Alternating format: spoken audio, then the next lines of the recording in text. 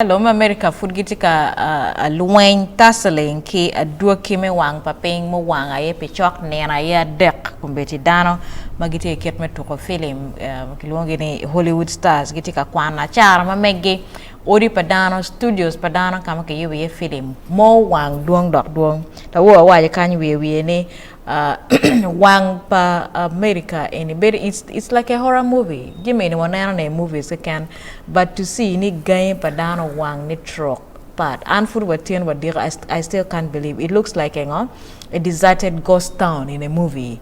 My parama yeni America with all their money, with all their technology, paying Rama Wang Kuman, and in Los Angeles, Kama is in the heart of Hollywood. Me to film kumbeti film mukanaka baby rima peti nana because so many studios have been destroyed in the fires in a way. So to Hollywood stars giti Kakwano Acara ki kumbeti count your losses and move on. Emma, lock me chero in Hollywood. Onyongo time is such a great pain. Jimmy teach padano ballet, majubino balo Jimmy, entogen mabi watch bado maraj lo wa yeni. Pero enemy matche, tika biro inge mwa ma nok mo karangich. Makaberu eni nyowi lobo beru ki pero ma dit mobile economy padano lokum COVID. COVID onyweno Jimmy, obalo bal, onego dano, obalo ko, obalo biachara.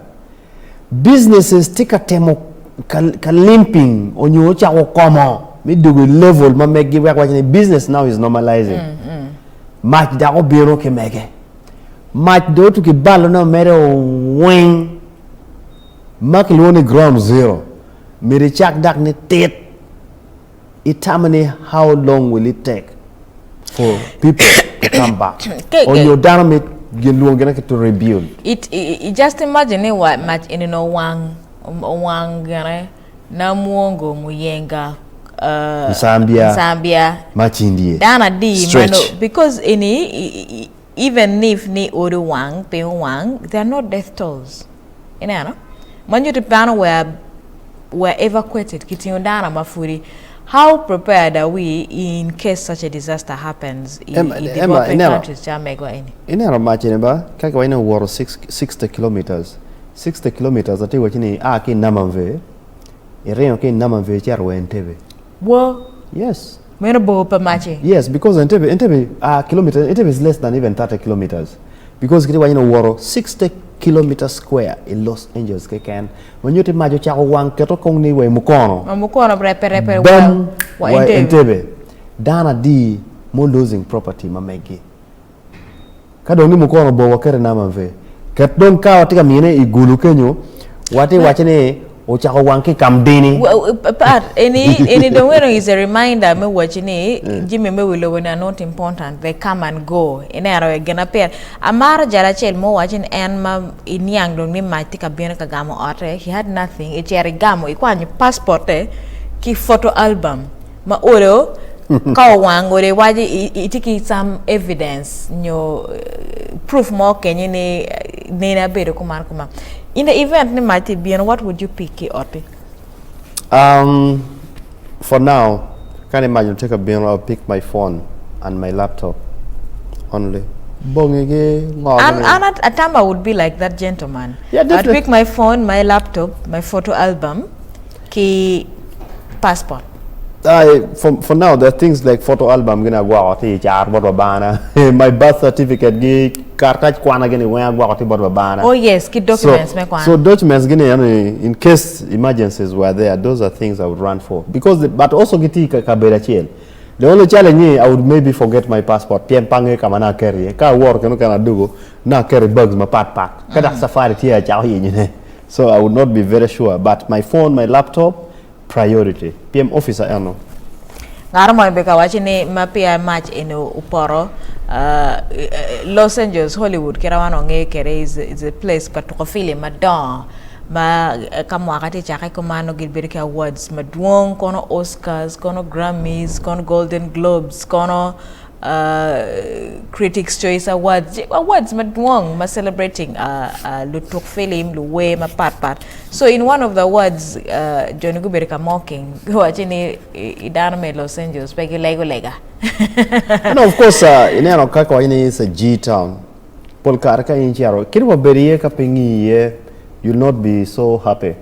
I had a time I was living in Utah. Piny in one of the states in the US.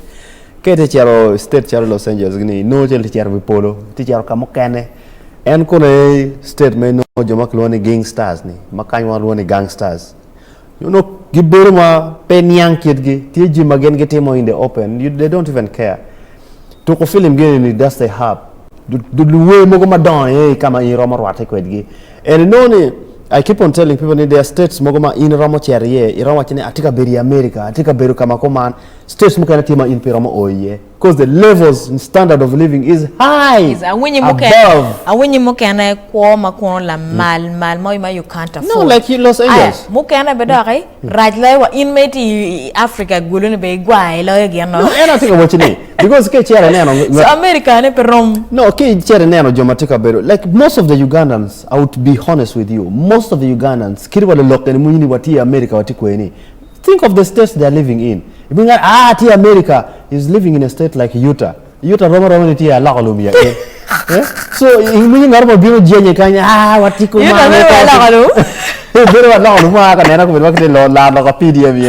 So it's okay, which state? Ask them which state, because the state you live in also determines. Yes. I've always told you, I've been in so many great places. Ivuri Hotel, first class hotel. Normally, people paying what? Seems you have a lot of money. Who is paying for you? They're even wondering. Some of the states of living is really pathetic. States of America and are not exposed, but in Mighty Hour, you have more information about what's going on in the world than them. If sister now, sister Nature America, where do you come from? Watch Uganda.